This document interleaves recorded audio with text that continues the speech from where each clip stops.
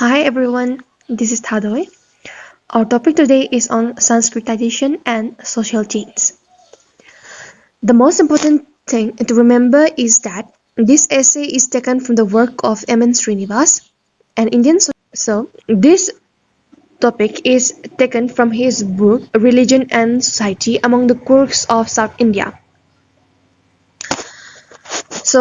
While he was working with the Quirks, he was studying on the village of the Kurd land and discovered something important was that he found that there were people within the village belonging to different castes who used to try and copy the way of life of the upper caste that belonged to the Brahmin community, which means the upper caste. And Srinivas was very intrigued by this. So in this topic we will learn what Sanskritization is, what are the different processes involved in it and how does it takes place and how it leads to social change. Now moving on to the second slide, what is Sanskritization? Here, Srinivas presents his primary argument. His primary argument is about what did he find when he went and studied the Kurks, like I mentioned. He says he found this very interesting process that was taking place where people who belong to the lower caste used to try and copy the habits and practices of the upper caste. What kind of habits and practices? Habits like teetotalism, which means the upper caste were tea drinkers, and vegetarianism. They will also try and copy other aspects of the way of life of the Brahmin. Now, everybody was copying the Brahmin. Srinivas came to give a name to this term. He called it Brahminization. But over time, what Srinivas realized was, in the village, everybody couldn't copy the Brahmin. When he started re-observing the village and the information that he had gathered, he realized that there were a lot of castes who were not copying the Brahmin, but they were actually copying the caste immediately above them. So, as a result of that, he changed his mind and said that the idea of Brahminization is a small and narrow idea, and he coined an alternative term called Sanskritization. Why did he call it Sanskritization? Because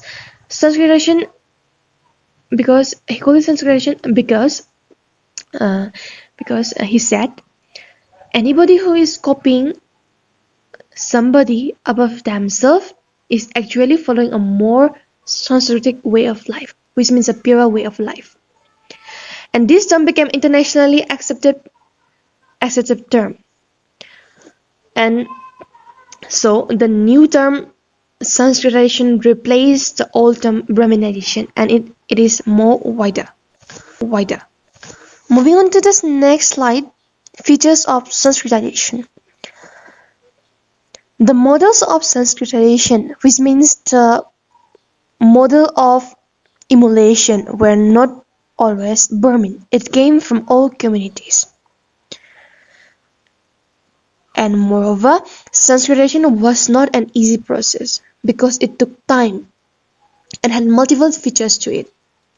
So, Srinivas says that this process is a complex process and it needed to be examined closely.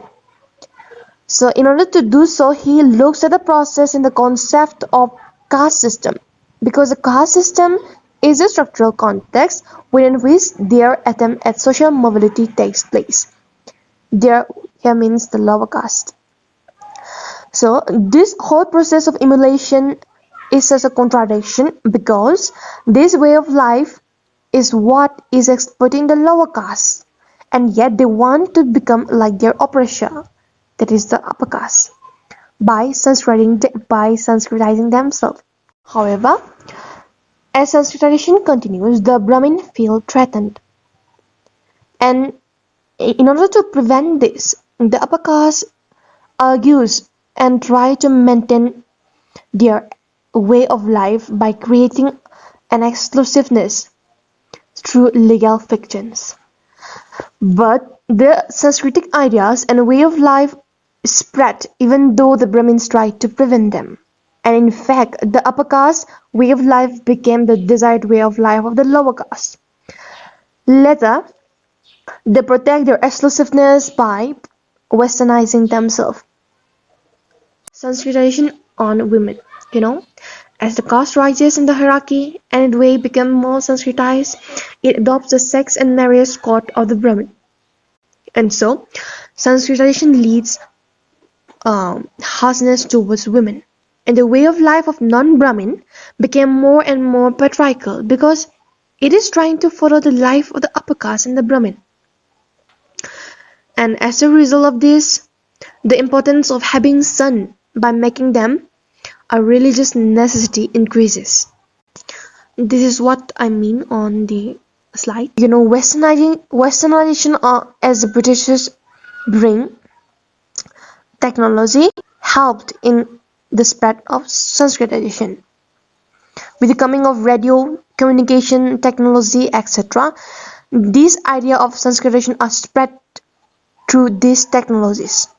And at the end of this article, I find that Srinivas put a note on Sanskritization.